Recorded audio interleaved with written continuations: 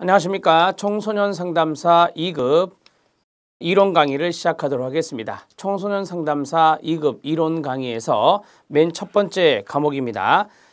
청소년 상담 이론과 실제가 되겠는데 청소년 상담 이론과 실제의 첫 번째 강의입니다. 자, 청소년 상담의 이론과 실제의 앞에 목차를 보십시오. 목차를 보시면 청소년 내담자의 이해가 챕터 1이고요. 그 다음에 청소년 상담 이론이 챕터 2, 그 다음에 청소년 상담의 기초가 챕터 3, 그 다음에 청소년 상담의 실제가 챕터 4, 그 다음에 기타 내용이 제5장이 되겠습니다.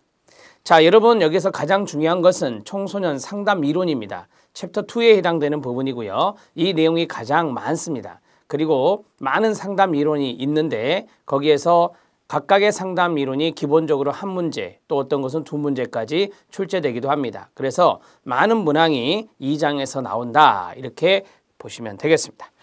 자, 그러면 이번 시간에 챕터 1 청소년 내담자의 이해입니다. 청소년 내담자의 이해 제1절 청소년 내담자의 특성이 있습니다. 여러분들은 교재를 쭉 보시다 보면 중간에 박스형으로 되어 있는데 기출문제 확인 학습이라는 게 있죠. 그 내용을 중점적으로 잘 알아놓으셔야 됩니다. 출제된 문제는 다시 출제되는 경향이 아주 높습니다. 그래서 이론서에서 기출문제 확인 학습을 확인하시기 바랍니다. 그리고 박스인데 뭐 실력 따지기라든지 심화학습이라든지 그런 내용들이 있어요. 참고라든지 그러한 것들이 있는데 그러한 것들도 여러분들이 눈여겨 봐주시기 바랍니다. 자, 그러면 청소년 내담자에 대해서 좀 알아보도록 하지요. 청소년 내담자의 특성 기본적으로 시험에 잘 나옵니다. 별표 하나 쳐주시고요. 자, 밑에 기출문제 확인 학습을 보면 하비거스트의 청소년기 발달 과업이라는 게 있고, 그 다음에 청소년 내담자의 특징이 있고, 그 다음에 조기 완료. 조기 완료라고 하는 것은 이 청소년기가 정체감을 형성하는 발달 과업이 있는데 거기에서 마르시아라는 학자가 정체감 유실을 말한 적이 있습니다. 정체감 유실이 바로 조기 완료와 동의어가 되거든요. 그래서 문제가 되는 정체감 중에 하나입니다. 자, 1번부터 가는데 여러분 여기는 외우는 게 아닙니다. 청소년을 생각해 주시고 여러분들이 이해를 하시면 됩니다. 상담 동기가 부족하여 자기 스스로 상담실의 문을 두드리기보다는 의뢰된 내담자가 많습니다. 의뢰된 청소년이 많다라고 하는 거죠. 거기 상담 동기가 부족하여 그 자리에 상담 동기가 높아 이런 식으로 써주시고요. X 쓰면 됩니다. 청소년들은 대개 상담 동기가 낮은 편입니다. 부족하다 이 말이죠. 2번 상담 동기가 낮은 청소년 내담자는 여러 회기의 상담에서 요구되는 지구력이 부족하여 끊어주세요. 청소년의 집중력의 한계를 가지고 있으며 큰 변화와 재미없이 상담 시간에 꾸준하게 자발적으로 참여하는 것을 힘들어합니다. 자, 그 다음에 2번은 참고하셔도 됩니다. 3번 청소년 내담자들은 상담자를 학교 지도부 선생님의 표상을 갖는 위치로 파악하는 경우가 많아 오해가 있을 수 있습니다. 그래서 상담자를 부정적으로 지각하는 경향이 있고요. 네 번째 별표 쳐주시기 바랍니다. 청소년들은 동시다발적인 관심을 가지기 때문에 한 가지에 지속적인 관심을 가지지 못합니다. 자, 거기에 한 가지에 지속적인 관심을 갖는다 이렇게 나온다면 지문은 틀린 지문이 될 것입니다. 자, 1번과 4번 체킹하셨죠? 4번 잘 알아놓으십시오. 동시다발적인 관심을 가지고 있다는 것. 청소년들은 감각적이고 빠른 흐름을 추구하기 때문에 감각적 흥미와 재미를 추구합니다. 청소년들은 연령적으로 피아제의 구체적 조작 단계에서 벗어납니다. 끊어주시고 형식적 조작 단계에 있지만 인지적 능력이 부족한 상태입니다. 자, 거기 구체적 조작 단계라고 하면 틀립니다.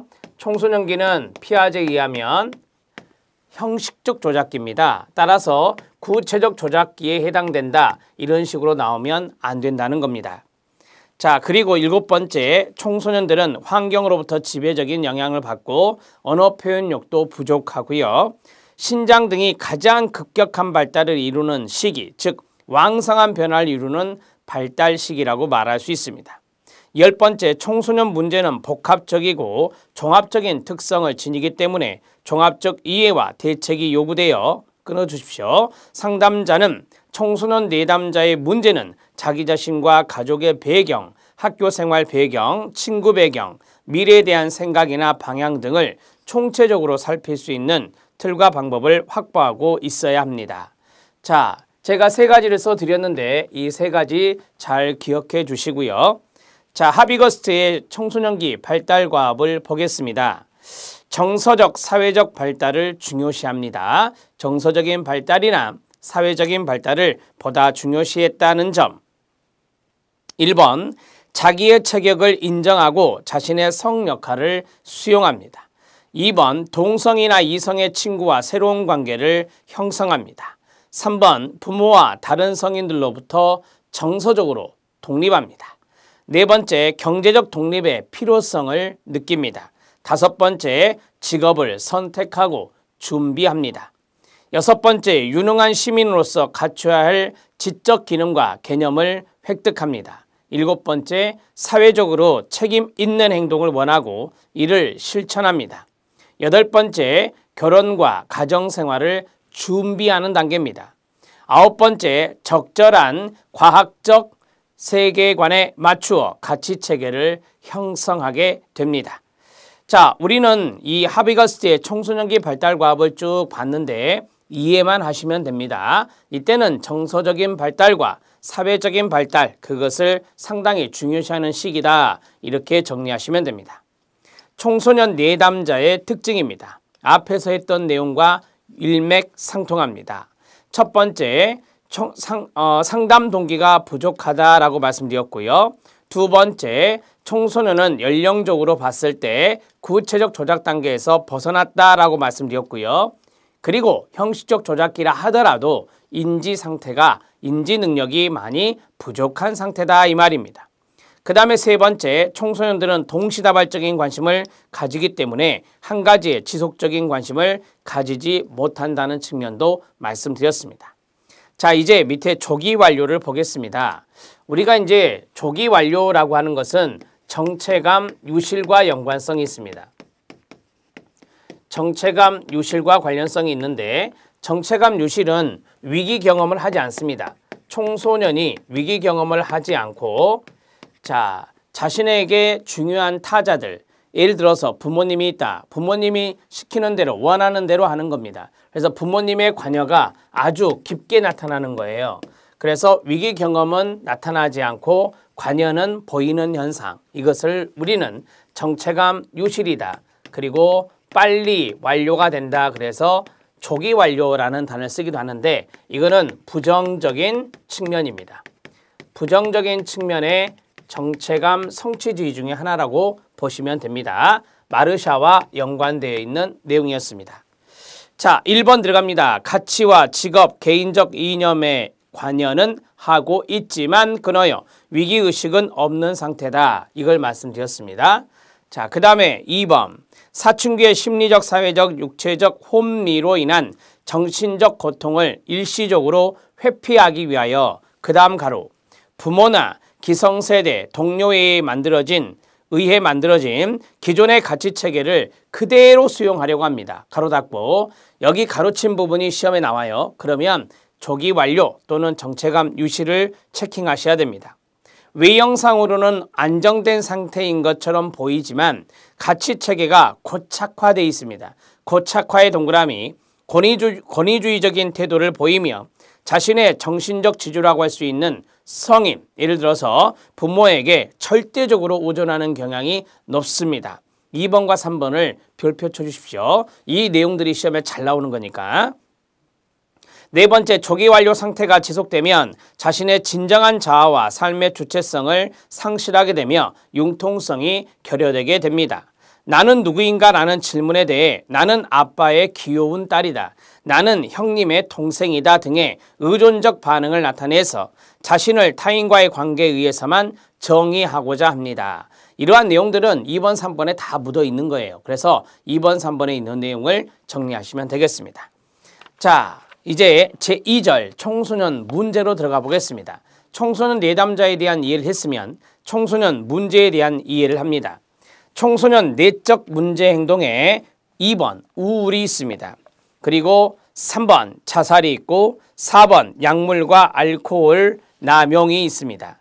자, 먼저 보시죠. 여기 있는 부분들은 그리 많이 출제되는 패턴은 아니다. 미리 말씀드립니다. 이해만 하시면 되겠네요. 자, 보겠습니다. 내적 문제 행동의 의미, 비행, 행동장애, 사회적 행동은 문제를 행동화하기 때문에 외향적인 것으로 간주되는 반면 우울이라든지 자살이라든지 섭식장애와 같은 문제들인 정신적인 장애는 문제가 내적으로 지향된다는 점에서 내향적인 성격을 지니고 있다라고 합니다. 참고하세요. 자, 우울입니다. 우울한 기분은 청소년기 동안 슬픔에 공통된 감정으로 간주되며 이러한 감정은 주로 일시적입니다. 반면 임상적 우울은 일상생활의 다양한 측면에서 기능하는 개인의 능력에 실질적인 영향을 미치는 것으로 부정적인 감정과 태도가 더욱 크고 지속적인 상태를 의미하는 것이 임상적 우울입니다. 자, 우울한 기분이란 게 있죠. 우울한 기분은 일시적인 것이고 임상적인 우울, 우리가 보통 이제 환자분들에게 나타나는 임상적 우울은 상당히 지속적으로 나타나는 거죠. 우리가 보통 주요 우울장애 하면은 상당히 오랜 기간 지속되는 정신장애 중에 하나다라고 말할 수 있습니다. 이런 것들이 다 임상적 우울이 되겠습니다. 청소년기 우울증의 특징입니다. 지속적으로 슬픈 감정을 보이며 이전에 좋아하던 활동을 하지 않고 활동 자체가 감소되어 있으며, 끊어주세요. 화를 잘 내고 두통이나 복통과 같은 신체적 증상을 자주 호소하게 됩니다.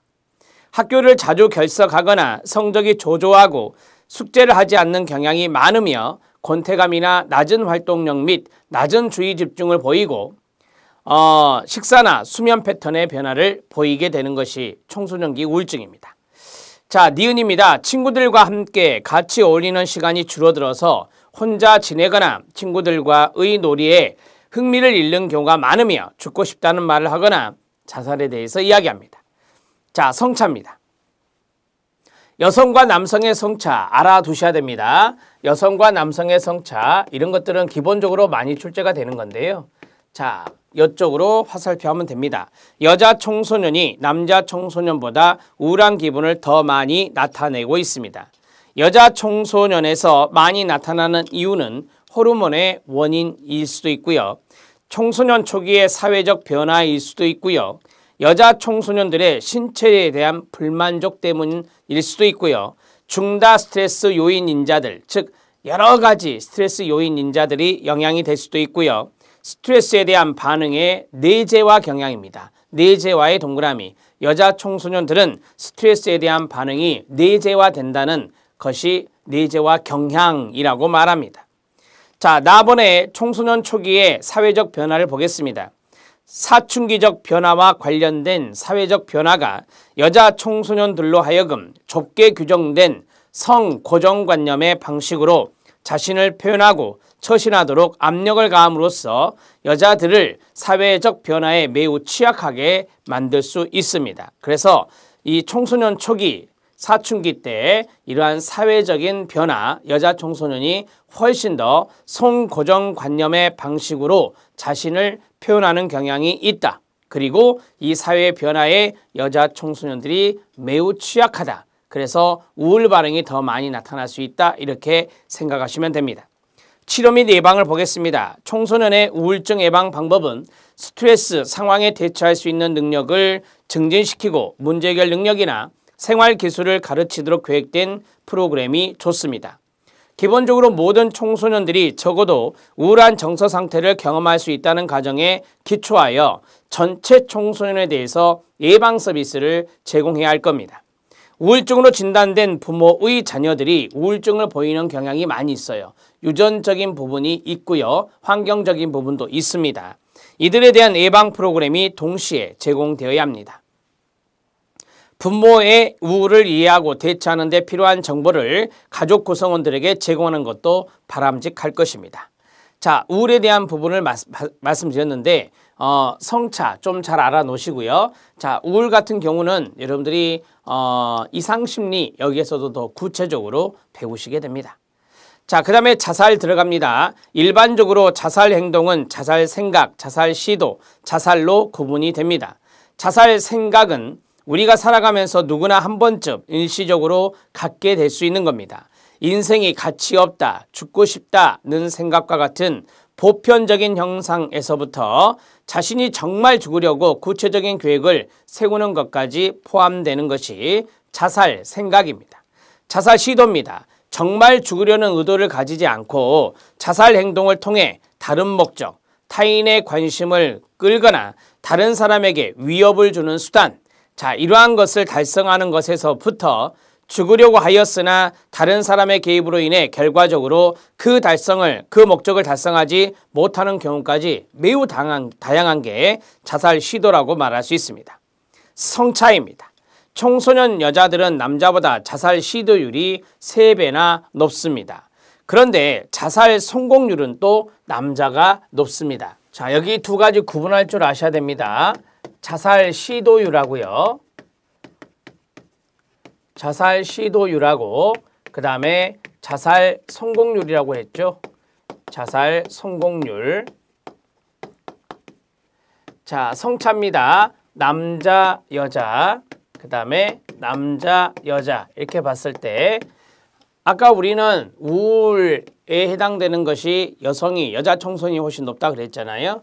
시도율을 여성이 높고요. 성공률은요, 남성이 높다. 이렇게 두 가지로 나누어서 꼭 생각해 주셔야 됩니다. 니은 들어갑니다. 완전한 자살은 남자가 여자보다 자살 성공 가능성이 4배나 더 높습니다. 그래서 여기는 성공률이기 때문에 완전한 자살이란 말을 표현한 겁니다. 완전한 자살의 경우는 성공률은 남자가 더 높다. 자, 위험 요소입니다. 생활 스트레스 인자입니다. 스트레스가 중요한 단어가 되겠죠. 자살 시도 집단은 다른 청소년들보다 주요 우울증으로 진단될 가능성이 18배나 더 많았습니다. 사회적 위험 요소입니다. 자살 시도자의 가족들은 다른 청소년들의 가족보다 종종 비조직화되어 있고 응집성이 결여되어 있으며 갈등이 더 높았습니다. 치료와 예방입니다. 자살에 대해 말하는 청소년과 이전에 자살을 시도한 청소년들은 매우 심각하게 취급될 필요가 있습니다. 그들이 재빨리 도움을 얻을 수 있도록 해줘야 됩니다. 자살 각성 프로그램 중에 하나인 다시 생각하기 운영과 학교 구역들과 지역사회가 친구의 자살 이후에 청소년들에 대한 정서적 지원을 제공해 줄 필요가 있습니다. 자, 우리가 이제 모방 자살이라고 하는 거 있죠. 즉흥적으로 하는 것도 청소년 자살의 특징 중에 하나입니다. 자, 이러한 것들이 나타나지 않도록 이 친구들의 자살 이후에 청소년들에 대한 정서적 지원이 필요하다 이 말입니다. 동반 자살이란 말도 들어보셨죠? 이러한 것들이 이제 청소년 자살의 특징 중에 하나거든요. 약물과 알코올 남용이 있습니다. 모든 청소년들이 약물 사용으로 인한 심각한 합병증의 위험에 처해 있는 것은 아닙니다. 자, 모든 청소년들이 다 그런 건 아니다. 당연한 거 아닙니까? 일부 청소년들의 경우 청소년기의 약물 사용은 실험적입니다. 순간적입니다. 일시적인 경험입니다. 실험적의 동그라미, 순간적의 동그라미, 일시적의 동그라미. 자, 거기 오른쪽에다가 지속적인 경험 이렇게 쓰시면 틀린 질문이 되겠죠? X가 됩니다. 지속적인 경험이 아니라 일시적인 경험이라고 말씀드렸죠. 위험은 약물 사용이 다른 문제 행동을 발생시킬 가능성이 있습니다. 이게 뭐냐면 연쇄적으로 다른 문제 행동을 또 한다는 거죠. 그러한 것들을 이야기하고 있습니다. 어떤 것이냐? 어떤 청소년들의 경우는 약물 사용은 가로 무모한 운전, 성적 접촉의 증가, 성병의 위험, 약물 사용과 관련된 임신과 태아 합병증, 학교 생활의 어려움 또는 실패 가로닫고 이러한 문제 행동이 연쇄적으로 나타날 수 있다는 게 위험 요소입니다. 청소년 약물 사용의 위험입니다. 원인입니다. 청소년 약물 사용의 원인은 매우 다양하고 복잡한 양상을 나타냅니다. 유전적 요인이 나왔습니다. 알코올 중독이나 약물 남용의 가족력 동그라미. 가족력이 일종의 유전 아닙니까? 가족력에서 볼 때 유전적 요인이 자녀들의 약물 사용이나 알코올 사용에 관여한다는 관점이 유전적 요인이 되겠습니다. 가족 환경적 요인입니다. 환경만 동그라미 치면 돼요. 가족의 구조와 기능은 청소년들의 약물 시도, 사용, 남용에 대한 수용 가능성과 관련성이 있습니다. 4번, 부모나 손위 형제들이 약물 남용해온 가정에서 양육된 청소년들은 약물 남용자가 될 확률이 높죠. 가정 불화, 가족 붕괴, 부모의 거부적 태도, 부모의 이혼 등이 영향을 미치게 됩니다. 자, 디귿은 지역사회와 사회환경 요인입니다. 지역사회와 거기 밑줄이요. 사회 경제적 상태가 낮거나 소외 집단에 대한 속한 사람들은 현실적이고 보상이 될 만한 대안이 없으며 끊어주세요. 합법적인 역할 모델의 결핍 때문에 약물 복용을 매력적으로 느끼고 보다 쉽게 선택하는 경향이 있는 것으로 보고되고 있습니다. 여기서 지역사회 환경은 어떤 것입니까? 사회 경제적 상태가 낮거나 빈곤이죠. 그 다음에 소외 집단에 속한 사람들이요. 사회적 약자분들이 계신 지역사회 공동체, 그걸 생각해 보시면 됩니다. 동료와 매스컴 요인입니다. 청소년에게는 동료의 압력을 집단 동조 압력이라 하죠. 동료의 압력을 집단 동조 압력이라고 합니다. 그냥 동조 압력 이런 말도 쓰기도 하고요. 자, 동료의 압력이나 영향이 약물 사용의 시작과 지속성에 중요한 영향을 미치며 최근에는 매스컴의 영향력도 매우 크게 작용하고 있습니다. 심리학적, 정신역동적 요인입니다. 약물 남용이나 의존이 어떤 인격적 요인이나 정신역동적 요인에 의해서 초래되는 겁니다. 인격적 요인이나 정신역동적 요인에 가로쳐 주시기 바랍니다. 정신역동학에서는 약물 남용이 자아병리와 관련성이 있음을 시사하고 있습니다. 쉽게 말하면 자아가 약한 자아병리가 있다면 이 사람은 바로 약물 남용의 문제가 발생할 수 있다라고 말하는 것이 바로 정신분석학, 정신역동학의 이론입니다. 약물의 치료와 예방입니다. 집단요법, 집단치료입니다. 인지행동요법, 단기정신치료, 가족치료 등이 약물 중독자에게 필요합니다. 치료의 초기 동안에는 치료적 관계 형성을 확립하기 위해 관심 있는 태도와 지지적인 감정 유입이 유용합니다. 약물 남용 문제에 대한 맞닥뜨림 방법도 제공될 수 있습니다. 맞닥뜨림을 우리는 직면이라고 합니다. 자, 그리고 리을입니다. 치료자의 위험과 권위적인 태도는 청소년 약물 남용 환자의 치료에 중요한 장애 요인이 될 수 있습니다. 위험, 동그라미, 권위적 태도의 밑줄, 좋은 게 아니라는 거죠. 치료자는 정신치료를 통하여 환자의 죄책감 및 실패감을 감소시켜주며 매일의 활동 계획과 대인관계 양상을 바람직한 방향으로 변화시켜 주어야 합니다. 약물 남용 환자가 주로 사용하는 방어 기제로는 부정, 나 약물하지 않았다. 투사, 내가 약물한 것은 다 다른 것의 원인이 있어. 합리화 등인데요. 자, 이러한 것에 대해서는 직접 직면하지 말고 방어 기제에 내재되어 있는 환자의 고통을 공감하면서 강력한 지지와 희망을 갖도록 해주는 게 좋습니다. 자, 2번 청소년의 사회적 문제 행동입니다. 사회적 문제 행동에는 첫 번째가 청소년 폭력이 있습니다. 일명 우리가 학교 폭력이라 하는 것도 여기에 들어갈 수 있습니다. 집단 괴롭힘입니다. 왕따라고 하죠. 집단 괴롭힘도 학교 폭력에 해당되는 것입니다. 청소년, 가출, 사이버, 일탈 이런 게 있습니다. 사이버 일탈도 일종의 학교 폭력 중에 하나입니다. 자, 청소년의 사회적 문제 행동을 보겠습니다. 청소년 폭력의 특징입니다. 청소년 폭력은 친구나 선배, 불량배 등을 통해 이루어지는 악성 폭력의 형태가 많습니다. 그 밖에도 부모나 교사의 체벌도 상당 부분 차지하고 있습니다. 자, 여러분 여기에서 보면은 청소년 폭력, 친구가 폭력을 했다, 선배가 폭력했다, 어떤 불량배들이 폭력을 했다, 또는 선생님이나 부모가 청소년을 폭력했다. 그러한 경우도 있다는 겁니다. 청소년 폭력을 비롯한 범죄가 저연령화되고 있습니다. 저연령화되어 있다. 오른쪽에 고연령화 X. 청소년의 폭력이 저연령화되고 있습니다. 학생들 사이에서도 성폭력이 일어나고 있다는 것 매스컴에서 보셨죠? 따라서 이러한 연령이 폭력에 의해서 우리가 보통 상해를 일으키는 그런 폭력이나 성폭력이나 이런 것들이 저연령화되고 있습니다. 청소년 폭력이 더욱 잔인하고 비인간적인 방법으로 이루어지고 있고 청소년 폭력의 가해자는 다양한 얼굴들을 지니고 있습니다. 피해 학생의 경우 그 사실을 부모나 선생님에게 잘 알리지 않습니다. 보복이 두려워서요. 자, 그러면 1번에 있는 청소년 폭력의 특징은 이해되셨죠? 요거 하나 써주시면 됩니다. 집단 괴롭힘입니다. 의미를 먼저 보죠. 주로 학교 장면에서 일어나는 학교 폭력의 일종으로 한 명 이상의 학생이 끊어요. 약한 입장에 있는 학생을 지속적으로 고립시키고 괴롭히는 것을 말합니다. 집단 괴롭힘의 원인과 대책입니다.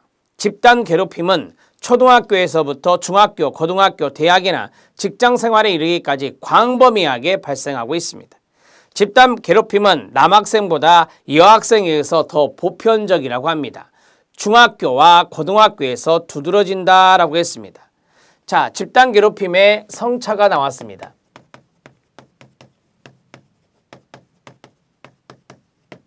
집단 괴롭힘의 성차에서 남자 청소년과 여자 청소년을 비교할 때 여자 청소년이 더 많다라고 하는 것입니다. 디귿입니다.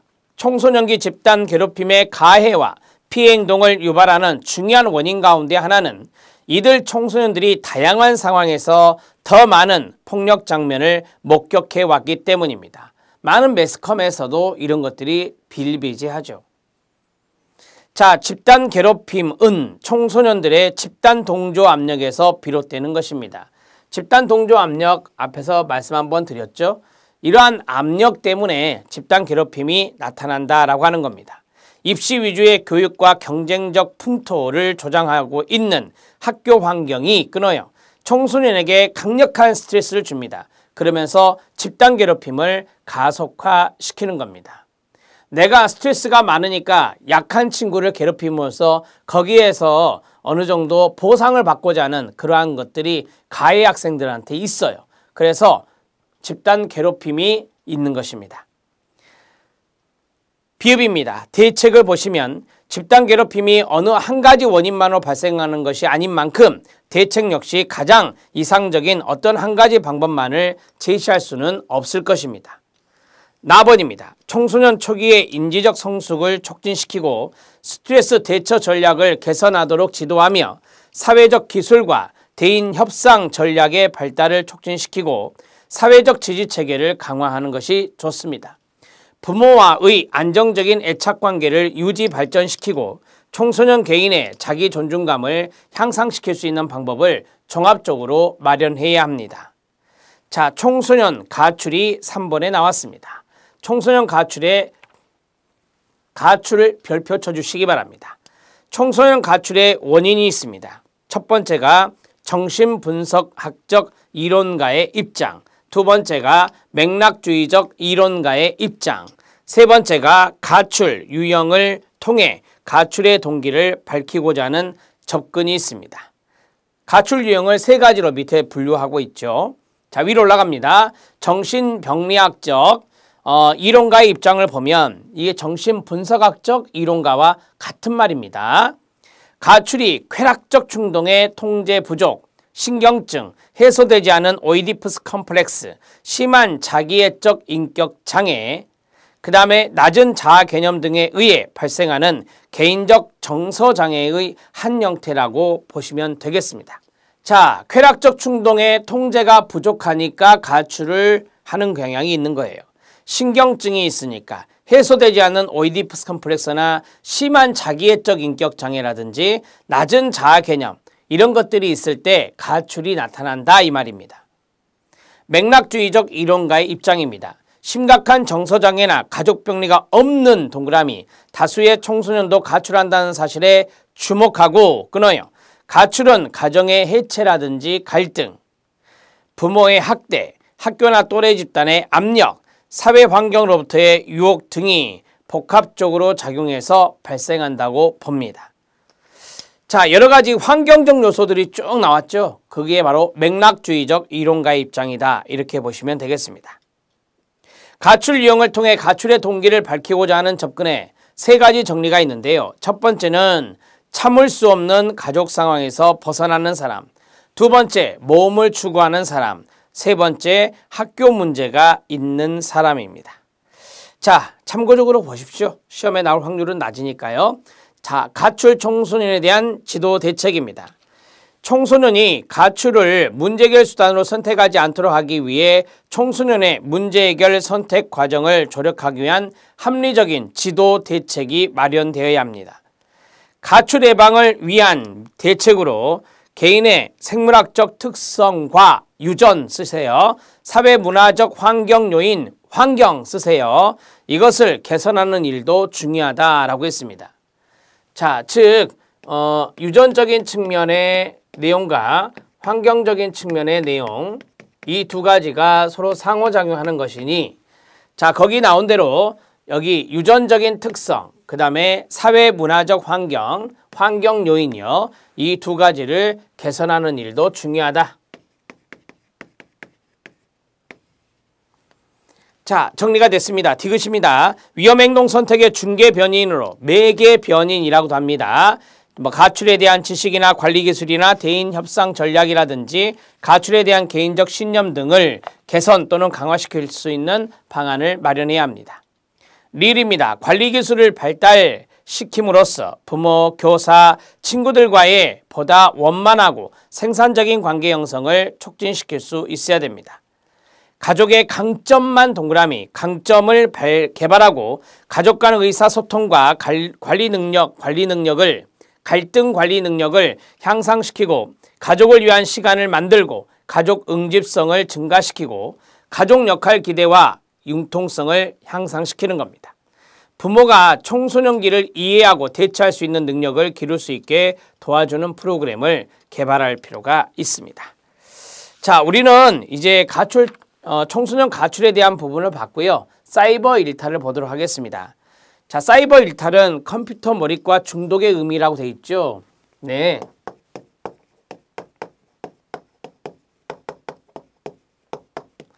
자, 이거는 사이버 일탈. 이것은 인터넷 중독과 연관성이 있다. 그래서 우리가 사이버 중독이란 말을 쓰기도 하죠.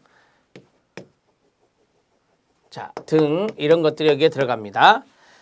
자, 밑에 보시면 여러 가지 부적절한 행위 유형 이런 거 나와요. 악플을 너무 심하게 단다든지 이런 것들도 사이버 일탈에 해당될 수 있습니다. 자, 컴퓨터 몰입 및 중독 의미와 영향을 보겠습니다. 청소년들이 장시간 인터넷이나 컴퓨터 통신을 사용함으로써 정신건강을 해치고 대인관계 장애를 가져오는 일련의 문제 행동입니다. 니은입니다. 컴퓨터 중독이 되면 컴퓨터에 장시간 몰입함으로써 일상생활을 제대로 하지 못하고 컴퓨터를 사용하지 못한다면 심리적 불안감과 우울증 이런 것들을 경험하게 되는 겁니다. 수면 부족과 불규칙한 생활 습관이 나타날 수 있고요. 체력 저하, 집중력 저하를 겪게 되고 면역 체계도 많이 약화됩니다. 눈의 통증 이런 것들을 경험하는 게 사이버 일탈입니다. 인터넷 중독이요. 자, 그 다음에 학업이나 업무상의 손실, 통신 비용과 같은 경제적인 손실, 대인관계 및 가족관계에서의 문제 등을 경험하는 것입니다.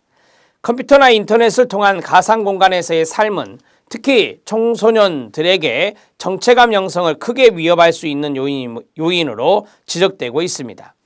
가상 공간에서는 실제로 성 관련 정보나 매춘 문제, 그 다음에 사회 규범 해체와 관련된 해킹의 문제, 인권 침해 등이 발생하여 청소년 초기 정체감 혼미를 더욱더 가중시킬 수 있습니다.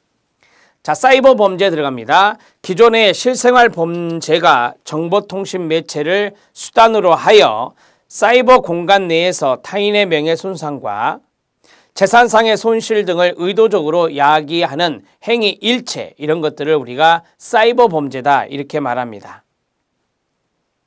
거기 보면 타인의 명예손상, 그 다음에 재산상의 손실, 이런 것들이 있잖아요. 이런 것들이 사이버 범죄이면서 사이버 일탈에도 해당된다는 것입니다. 청소년이 피해자가 되고 있는 사이버 범죄 유형으로는 사이버 성폭력, 인터넷 매춘 알선, 인터넷 도박 등이 있습니다. 사이버상 부적절한 행위 유형입니다. 자, 지금부터 말씀드린 것은 다 부적절한 것입니다. 동일하거나 특별한 내용적 가치가 없는 정보의 연속적 게재 끊으시고, 정보의 내용과 동떨어진 제목의 게재 끊으시고, 정보의 중복 게재 끊으시고, 지나치게 긴 장황한 글의 게재 끊으시고, 출처가 불명확하거나 부정확한 정보의 게재 끊으시고, 욕설 등의 무례하거나 적대적인 언어 사용 끊으시고요. 인신 공격 및 인격 모독적인 발언 끊으세요. 과대 허위 광고 게재 끊으시고, 음란, 외설, 폭력 등의 건전한 정보의 불건전한 정보의 게재입니다. 음란한 불건전한 정보, 외설의 불건전한 정보, 폭력의 불건전한 정보의 게재, 이런 것들은 바람직하지 못한 부적절한 행위 유형에 들어갑니다. 자, 정리가 됐습니다. 네 번째, 사이버 일탈 행동의 지도 대책입니다. 청소년의 사이버 일탈을 예방하고 극복하기 위한 방법들인데요. 기억, 자율 규제 활동 강화입니다. 왼쪽에다 쓰세요.